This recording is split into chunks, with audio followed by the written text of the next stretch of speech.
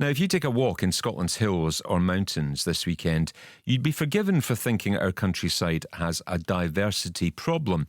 On most treks, it's likely you will only ever encounter white faces.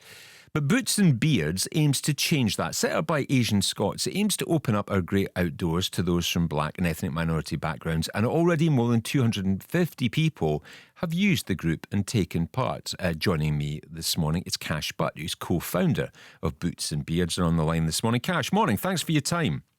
Morning, Stephen. Tell me why you set this up. Where did the idea come from? Well, it wasn't really to do with the diversity thing at the beginning. It was more of an organic project that just grew and grew. At the beginning, it was just a family project. I got together with my cousins and my brother to go out and to the hills and discover more of Scotland. And then when I'd get back, I'd always post on Facebook, I went here today, I went here, and people would comment. They'd be like, Cash, why didn't you let me know? I would love to have come. So I could see that there was an interest from the community to get out there into the hills, but there was maybe a lack of confidence in doing so. So in the end, we decided, look, why don't we set up an organisation and maybe as a group, people are more able to come out to the hills. And from there, build their own confidence, and maybe they can start venturing out on their own. So that's how we started. But it's great to see a diversity in the hills now. I don't want to just take that accolade alone, sort of thing. But it's just that because this country, I think, is changing with regards to there's different backgrounds, different cultures, and different people, so different minorities in this country. So it's great to see that in the hills now as well. And I guess it has to come from what led you there, an increased confidence in knowing the kit you need to take, where to go, how to start, how to do the whole thing safely. There's a lot of barriers for anyone to cross who's not done it before. So, yeah, we had to do a lot of networking in the beginning. Obviously, we're all amateurs in this as well. So it's always to get good training as we go along. So we've contacted loads of organisations, Loch Lomond and Trossachs, Mountaineering Scotland, who have been great in coming forward and trying to provide training for us. And and for that, we're able to pass training on to our participants. And then hopefully it's like a domino effect. Those people can pass on their training, their skills onto other people as well. So we, in the last few years, I've learned a lot. Preparation is key.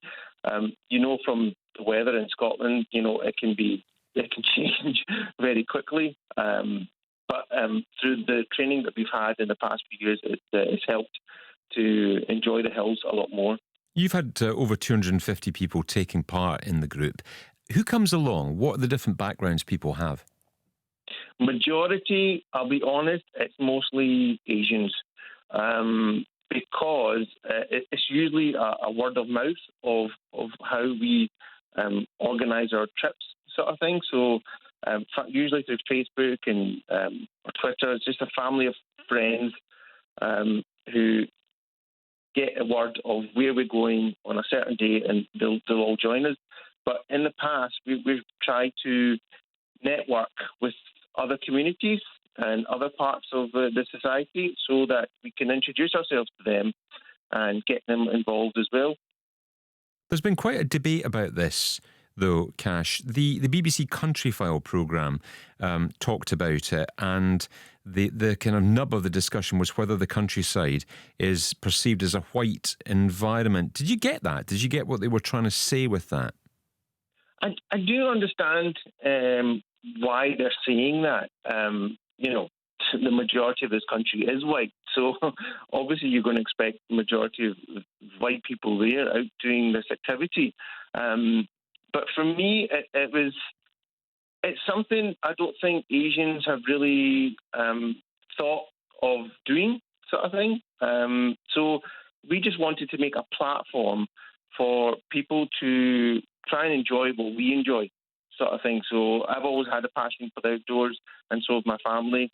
So we're just trying to relay that out to the community that, there's other activities that you could enjoy. And from there, the organisation's grown into where we try to teach the community about their mental health and their physical well-being. So it's an ongoing process, but it's hopefully one that we can continue. When people come to you for the first time and go out with you, what do they tell you afterwards? What do they get out of the experience? I've had nothing but positive engagement with any participant sort of thing. Sometimes a participant will come along because they just want to get into a new environment. Sometimes they just want to come away because they want to de-stress. Sometimes they prefer to going in a group because it instills confidence in them. So there's nothing but positive whenever a new participant comes along. And that's what we like to see. Stay with me, Kash. I'm going to speak to someone who's been out with you. Nafisa Umar is on the line this morning, part of your Boots and Beards walking group. Morning, Nafisa. Morning. Morning. Thanks for your company this morning. Thanks for your time. Hi. How did you get involved in this? How did you find out about Boots and Beards, and why did you decide to sign up? Well, to be honest, I just stumbled across Boots and Beards. I used to be a youth worker, so I used to take children out on outdoor activities, and so we had funding for this. And then we'd also take adults out into more forest walks. So when funding ran out, I was like, oh, okay, I really enjoy this, and I want to continue it. Not confident doing it on my own. And then, I don't know, I think I must have Googled. To be honest, this is a while back. So, and then I wanted something local. And then I came across Boots and Beards and contacted them. And, me thinking, Boots and Beards, this is going to be a male-only group. It's in the name, isn't it? Yeah. So I took the chance, and they were like, no, it's open to everyone. You're more than welcome. And it just grew from there.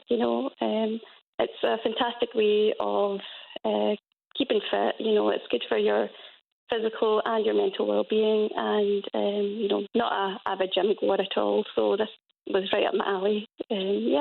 How's it been during lockdown, not being able to do this, and how much have you looked forward to getting back out there again, Nafisa? Oh, it's been really difficult. As I said, I think I'm probably one of the most regular sort of ones that go with Boots and Beards, and it has been difficult, but I'm just waiting until, it's safe enough and we can all go together. And, it's got a lovely sort of family spirit with the group, and I think that's partly the other reason I enjoy it. For Asian people listening to this who've maybe just not thought about this before, it's just not been across their experience, and they don't have the confidence to go out and do it themselves. They maybe don't know where to begin with any of this stuff. What would you say? Well, I would find a group. If you're not confident doing it on your own, contact the group, get involved. There's Bonnie Boots as well, which is a sister group of Boots and Beards. If you're wanting to have a female-only sort of walk. So there's I would encourage it doing with a group as opposed to on your own, just because then you've got people who are more aware of the surroundings and, safety. Because myself, I've been going for quite some time now, but I'm still a bit hesitant to do things on my own, and again, it is just purely because I'm not that familiar with the surroundings and confident to navigate myself. So definitely I would encourage, people who are wanting to go out is to find your local group, any group, find a local group and get involved, Kash, where are you in terms of coming out of lockdown and getting back out there again? When do you hope to be taking groups back out? Well, we're hoping to take people out very, very soon, because through this lockdown, I've been just getting consistent messages. Kash, when's the next walk? Kash, when are we doing this? I was like, all I can say is government guidelines. Whenever they say it's possible, then we'll start taking people out, sort of thing. So it'll be soon, hopefully soon. Kash Butt, thank you so much for your time this morning. Co-founder of Boots and Beards, and we heard from Nafisa Umar as well, who takes part in the group. What a great initiative that is. We're at 10:20 on a Friday morning. This is BBC Radio Scotland. Scottish football returns.